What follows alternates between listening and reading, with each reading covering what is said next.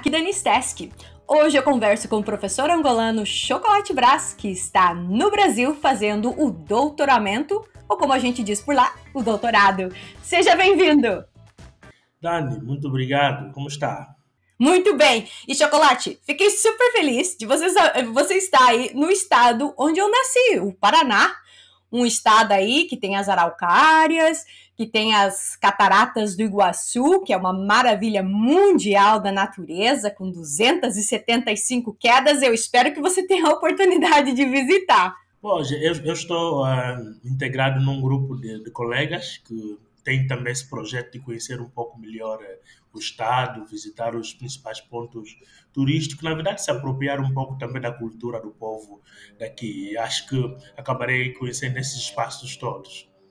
Que bom, eu fico feliz, porque não pode ir embora para Angola sem ver as belezas aí da terrinha. Mas olha, Chocolate, você está em Curitiba, estudando na Universidade Federal do Paraná, uma das mais antigas do Brasil, fundada em 1912. E eu queria saber o que te motivou a estudar aí no Brasil.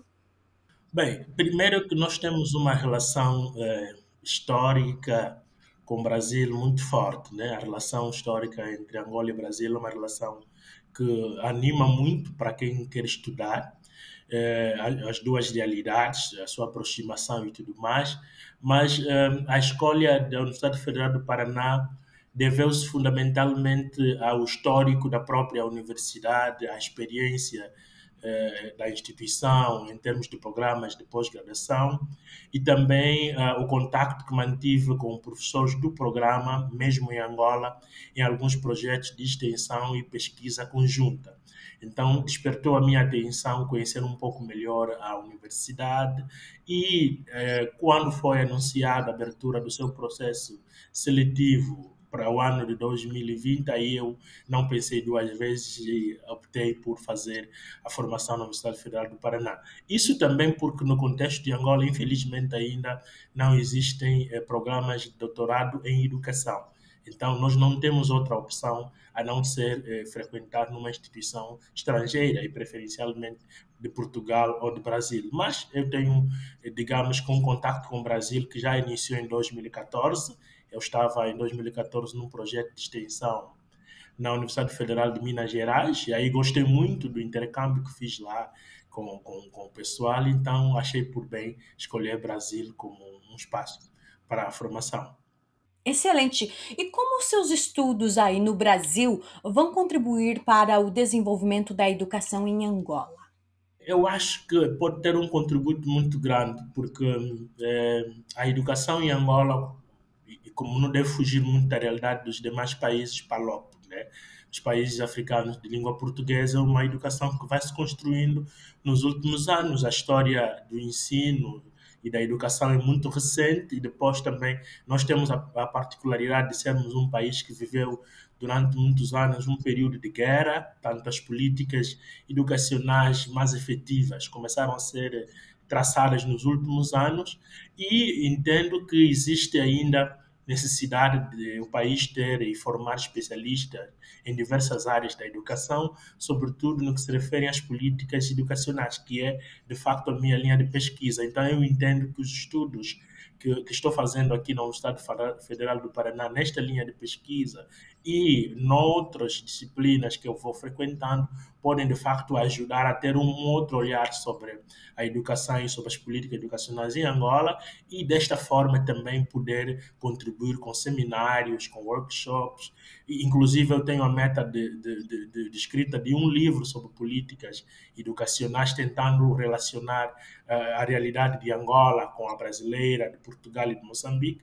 Portanto, a nossa ideia é justamente tentar ver como é que as políticas são pensadas nesses quatro países e como é que elas podem ser aprimoradas para o bem-estar das pessoas, porque nós acreditamos que é a partir da educação que nós conseguimos desenhar um país melhor. Portanto, eu acho que fora do empoderamento pessoal que terei, mas poderei também partilhar com as demais pessoas esta experiência boa que estou tendo cá e desta forma impactar mais pessoas. Com certeza.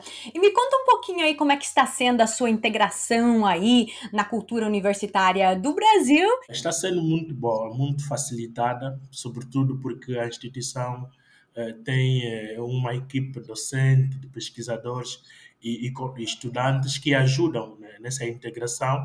Há um conjunto de atividades que são realizadas também fora do contexto da universidade, que permitem a pessoa conhecer um pouco melhor a cidade, conhecer melhor o contexto cultural e tudo mais, que é muito forte para ter êxito nos estudos. E isso, de certa forma, tem facilitado a minha integração e eu me sinto não como um estranho no seio das pessoas que estão na universidade. Então, essa perspectiva de acolhimento bastante positiva que a instituição nos oferece, de certa forma, nos torna facilmente integrados. Mas também preciso fazer referência que existe uma grande comunidade africana aqui em Curitiba, sobretudo. Tanto a Universidade Federal do Paraná tem muitos estudantes africanos que realizam eventos, quer dentro, quer fora da universidade, e se integrando nesses eventos a gente consegue estar melhor acostumado com a cultura, com a realidade do próprio contexto, e assim tem sido muito fácil. Eu, de facto, estou aqui há pouco tempo, mas me sinto em casa, fui muito bem acolhido e sinto que vale de facto a pena essa experiência toda.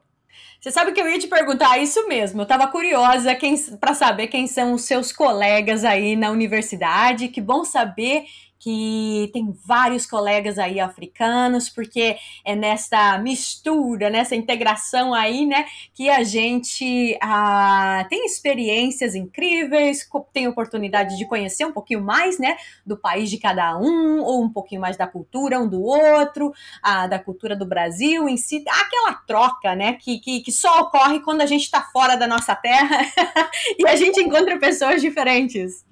Pois, felizmente, nós temos aqui pessoas de várias nacionalidades. Por exemplo, falando especificamente da minha linha de pesquisa, eu tenho colegas brasileiros, eu tenho colegas de Moçambique, tenho colegas de São Tomé, agora também tenho colegas da Guiné-Bissau. Portanto, existe uma multiplicidade de culturas, de realidades que nos enriquecem, não é? Ter sempre esse olhar mais alargado sobre o contexto ajuda muito e, de facto, isto é uma das grandes vantagens de estar aqui no Paraná, é que eu me sinto como se estivesse em África e não sinto grandes dificuldades de integração. E é isso que, de facto, depois faz a diferença no fim do dia. Não é apenas os estudos que são realizados, mas também os diálogos interculturais, os intercâmbios que vamos fazendo em termos de conhecimento, as partilhas de saberes sobre uma ou outra realidade.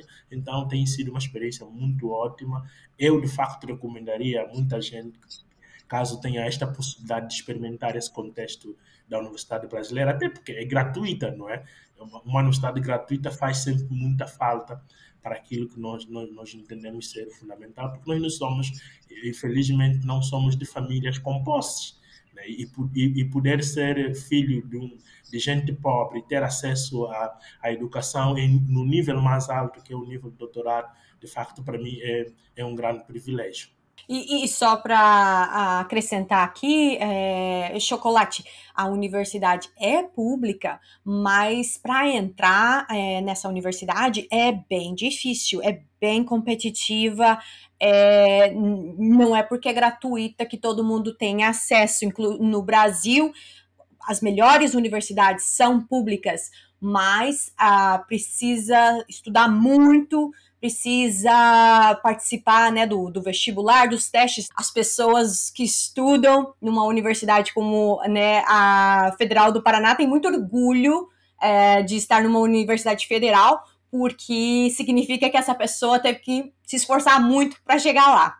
É verdade, porque eu participei do processo seletivo a partir de Angola e cumpri todas as fases do processo e senti na pele as exigências que foram feitas, não é? E devo confessar que se não tivesse a experiência que já tinha como professor universitário em Angola e ter desenvolvido já algumas pesquisas, ainda que em iniciação científica, ter tido já alguma produção, certamente não estaria bem colocado conforme estive no processo de avaliação. E isso, de facto, é um aspecto diferencial, porque não se valoriza apenas uma componente mais ou menos escolástica, uma componente apenas cognitiva. Há um conjunto de saberes que a pessoa precisa ter. Há que ter uma boa preparação, há que ter domínio, inclusive domínio de outras línguas, ler em outras línguas, como é o caso, por exemplo, do inglês e do francês, que me foram determinantes para que eu conseguisse uma vaga. E eu lembro que na minha linha de pesquisa havia muitos candidatos. O fato de eu ser de Angola, ser africano, não me colocava em posição de vantagem em relação aos demais. Pelo contrário, eu inicialmente estava com muito receio de não poder estar ao nível dos colegas que estavam a concorrer comigo às escassas vagas que existiam no programa. Então, é importante sempre deixar claro que é um programa, por exemplo, a Universidade Federal do Paraná, o seu programa de pós-graduação em educação é um programa de nível 6.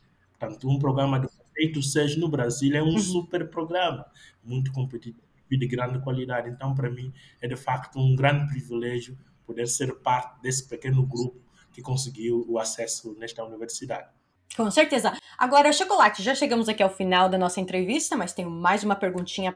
Você conhece o sistema de ensino superior em Angola, Moçambique, Portugal e agora também no Brasil? Eu gostaria de saber que desafios as universidades da comunidade dos países de língua portuguesa enfrentam hoje. Olha, eu penso que essencialmente 4 ou 5 desafios, né? Um primeiro desafio tem que ver com o financiamento da educação superior, né? Eu acho que esse desafio não é só de Angola, de Moçambique, de Portugal, mas também já vai sendo um desafio do contexto brasileiro, pelo que consigo ter dos estudos aqui com os colegas e os diálogos que vamos mantendo. Eu acho que o financiamento da investigação, da ciência e tecnologia é dos principais desafios que os nossos países têm e os nossos governos, sobretudo, né? É preciso apostar um pouco mais, é preciso investir um pouco mais na ciência, na tecnologia, na investigação científica.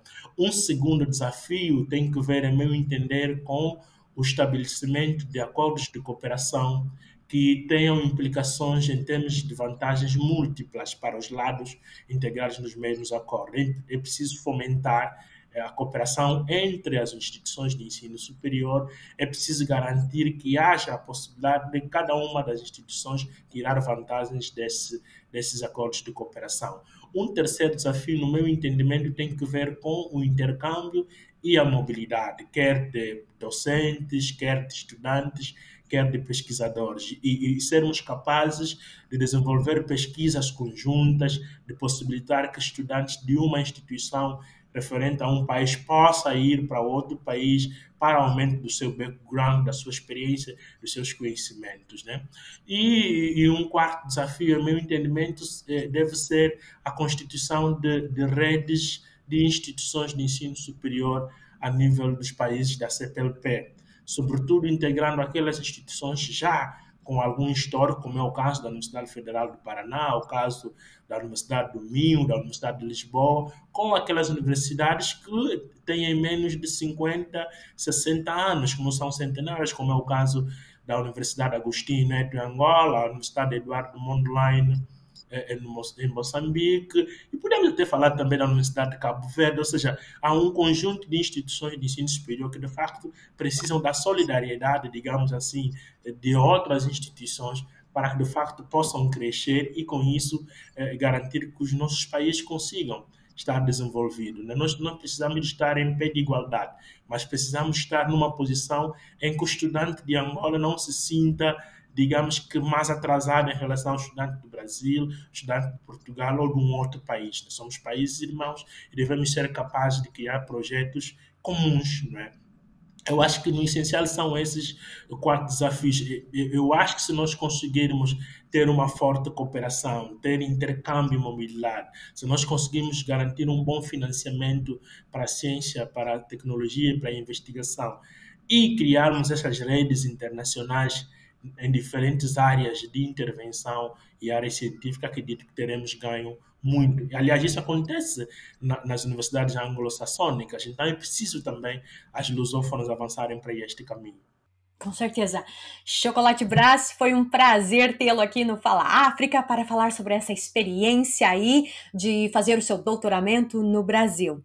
Muito obrigado, Dani. Foi um prazer imenso falar para vocês e aproveito a oportunidade para deixar um apelo a todas aquelas pessoas preocupadas com educação a tirarem algum proveito das instituições que existem, quer no Brasil, quer em Portugal, quer nos outros países da CPLP, porque de facto às vezes dá a impressão que nós não temos opções. Nós temos opções e precisamos prestar atenção àquelas que estão disponíveis. E esse é o meu apelo, é que apostemos de facto na educação, porque só por meio da educação conseguimos ter sociedades mais democráticas, de maior liberdade, autonomia e tudo isso que de facto nós precisamos.